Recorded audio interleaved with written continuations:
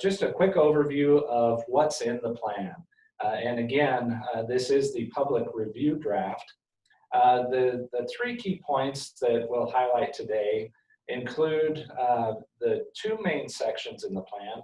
The first section is the background, of which helped us to generate the guiding principles that have ultimately shaped the overall development of the plan for the future.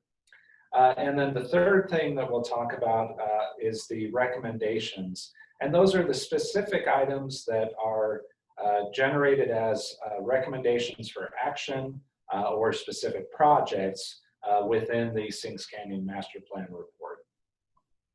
So diving into the background, within this portion of the plan, you'll find information on the timeline of the project, history of sinks, as well as the general context of the park in relationship to the rest of Wyoming. You'll also find information on ecology, user numbers, as well as information on the prior study from 1975 that has guided the plan thus far. And then finally, as part of that background section, you'll also find information on the community engagement process, which certainly before COVID-19 was a very engaged process, and we apologize that we can't be with you all today to launch this project, but definitely hope that you'll give us feedback on the draft plan. But definitely the community engagement process extensively shaped the recommendations that you'll find embodied within the plan. And by having the section that describes how that participation unrolled, you'll definitely be able to make the connection and see how the public's participation guided the development of the recommendations. And specifically, where you'll see that philosophy highlighted most clearly is within the guiding principles of the plan. And as we identified the feedback that was generated during those public outreach processes, two guiding principles came to the forefront. The first one was a desire to keep the canyon wild. And you'll see this reflected in several of the recommendations, including the locations of development. We really wanted to make sure to minimize development in new areas where possible, or to rewild areas that maybe had seen development previously, but where we wanted to try and accentuate the natural features of the canyon.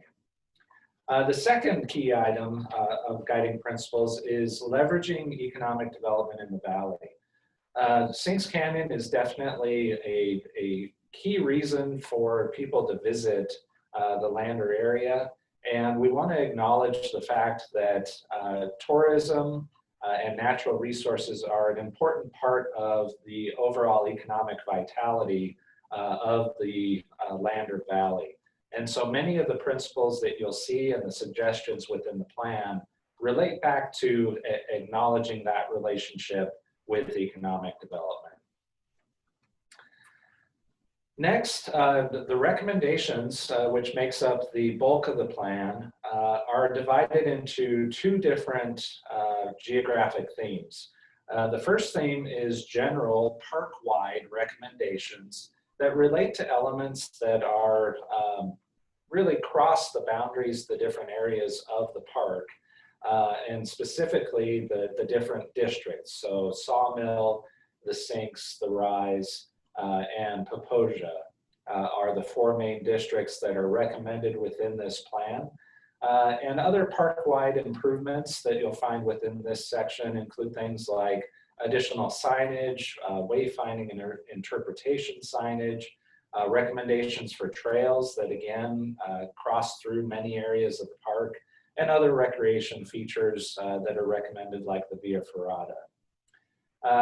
District recommendations are really related to specific areas within the plan.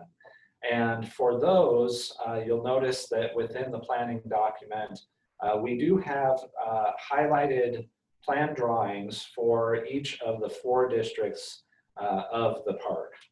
And specifically, Sawmill highlights some of the recommendations related to moving the visitor entry experience to the easternmost portion of the park, and includes a recommendation for consideration of a new visitor center, really framing that entry experience.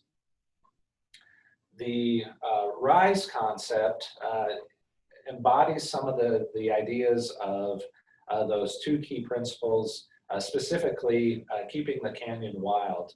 And very much so, the recommendations here were related to embracing the natural qualities of the RISE and transitioning the park operations and support features to a different location within the park to be able to allow this feature to really be a signature location, not hidden by the operations features as it is currently today. This also includes preservation of the current caretaker's house in order to look at that as a location that could potentially be rented out in the future. And so in that way, this recommendation also relates back to acknowledging the economic development potential of the park. The sinks concept includes a couple of different recommendations.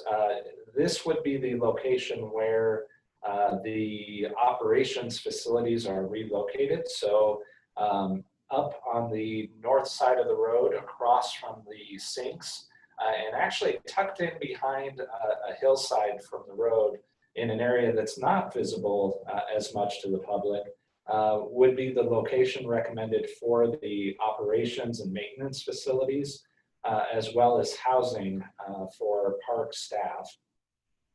With the sinks area, we're really looking to keep this much as it is today, and really focusing the activities on the natural features in that location, with the preservation of the historic visitor center functioning as a alternate support space for the visitor center at Sawmill. So really working in conjunction to have both of those facilities function to support the activities at Sinks Canyon. And finally, the Paposia area is really very similar to how it functions today, with the idea of adding group camping, some additional trail extensions through this area, but not a whole lot of other changes to the Paposia area. So, and the purpose of today's meeting isn't necessarily to get into the nuts and bolts and an extensive detail of what's in the plan, but we wanted to provide this as kind of a kickoff opportunity for you to get a little bit of a wayfinding preview of how to navigate through the document. So in order to participate, we would ask that you first review the draft plan. I'm guessing that most of you were able to Google Sinks Canyon State Park Master Plan and find the website available where the document is posted. Within that website, there is a tab that will allow you to share your thoughts online. And then finally, we invite you to go out and enjoy Sinks Canyon. So just a quick preview of the website.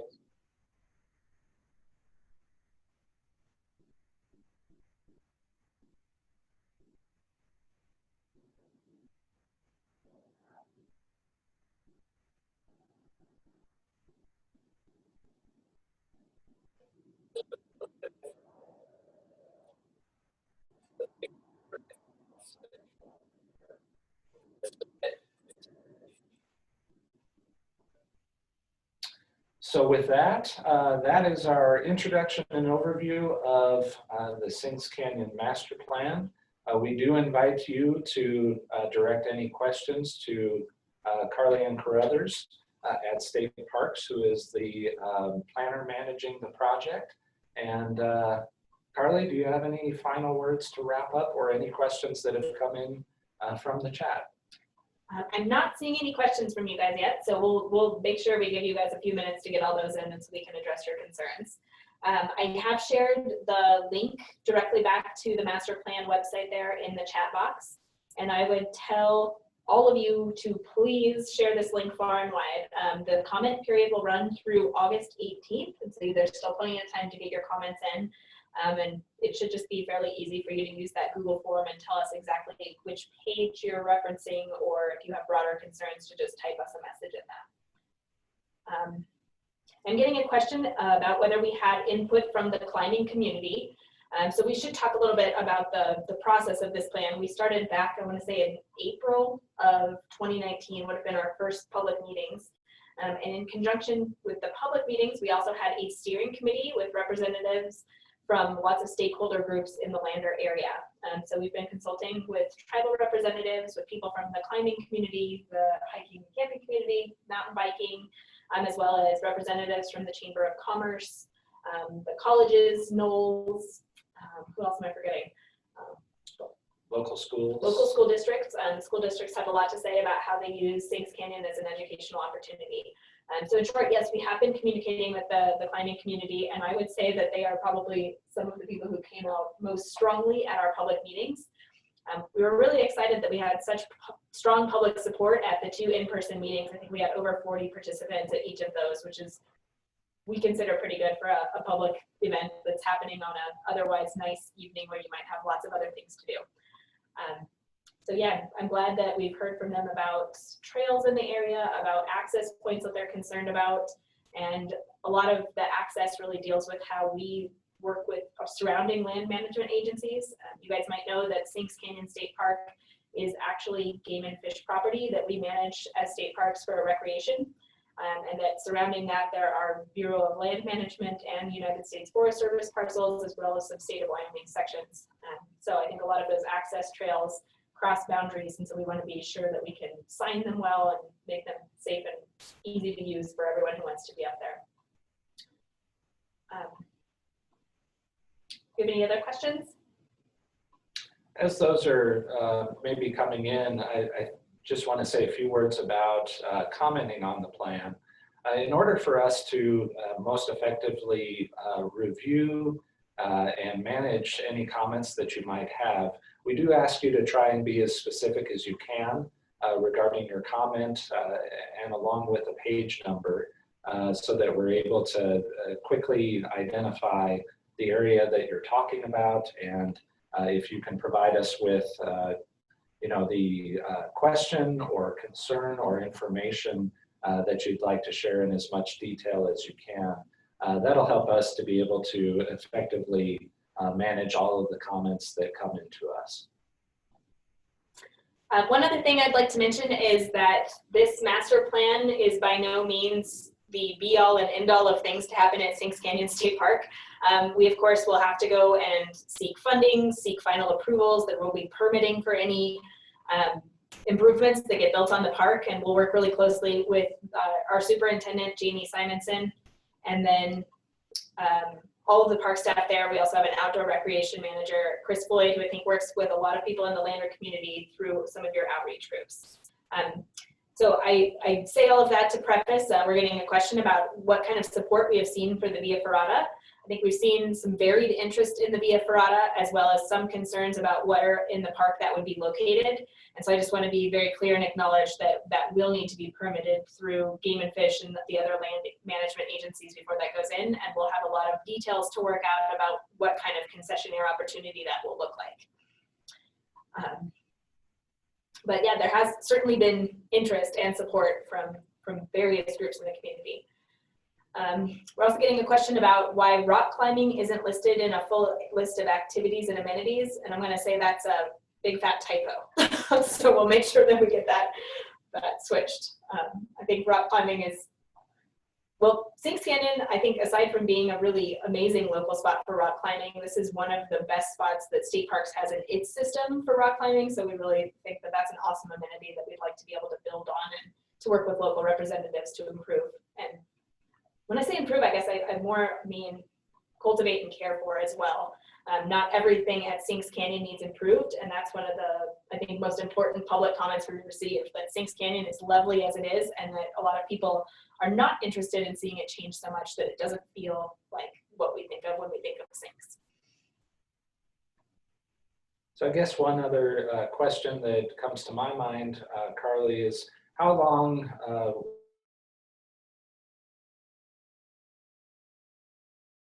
will this and what's the next step for the plan? Yes. So our public comment period is open through August 18th. So that is a standard 30-day public comment period. So we recognize that we're going to try and really do a lot more PR, since everyone will be having to interact with this online system instead of us being inland or engaging with the public. So again, if you can help us spread that message to anyone who you think might be interested in looking at this plan and providing some feedback, we would really appreciate that. And then of course, if you have any questions or concerns or technical difficulties getting to this plan, all of our contact information is listed on that website, and you're free to reach out. We'd love to hear from you. As far as next steps, once we close that public comment period, State Parks will be working closely with Ayers Associates to come up with a final draft, and that will be what we consider the master plan that will guide us through the next several years at State Parks. And we'll present that plan potentially to our State Parks and Cultural Resources Commission, but that will be considered final. And as I said, any amenities that end up being constructed in the park, there will be additional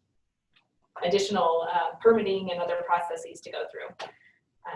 We'll also probably be looking at, we do this with everything, trying to look at really varied funding sources and opportunities for us to engage the public in these construction elements and in developing the park, so it is what you guys want to see in your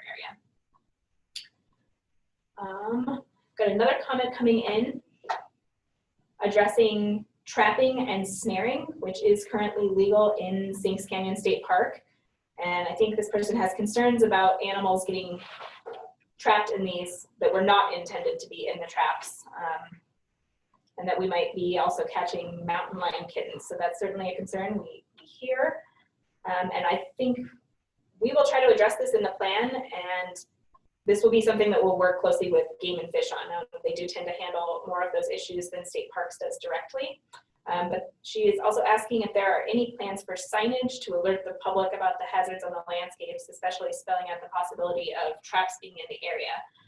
So again, I will note this concern and see if we can work this into the plan.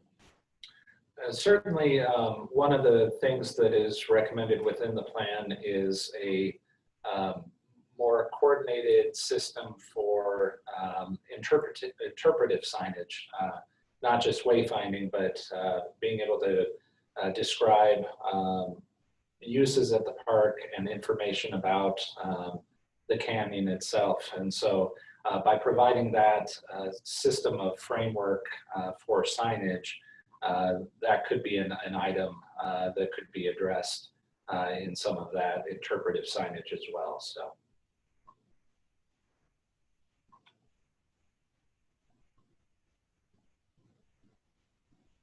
Perfect. So we'll give you guys a few more minutes to let your comments come in here. But please know that this presentation and with including those instructions on how to submit comments on our draft plan will be posted on the State Parks Master Plan website there. So we can share that link one more time through the chat. And again, I think we have until August 18th to accept comments.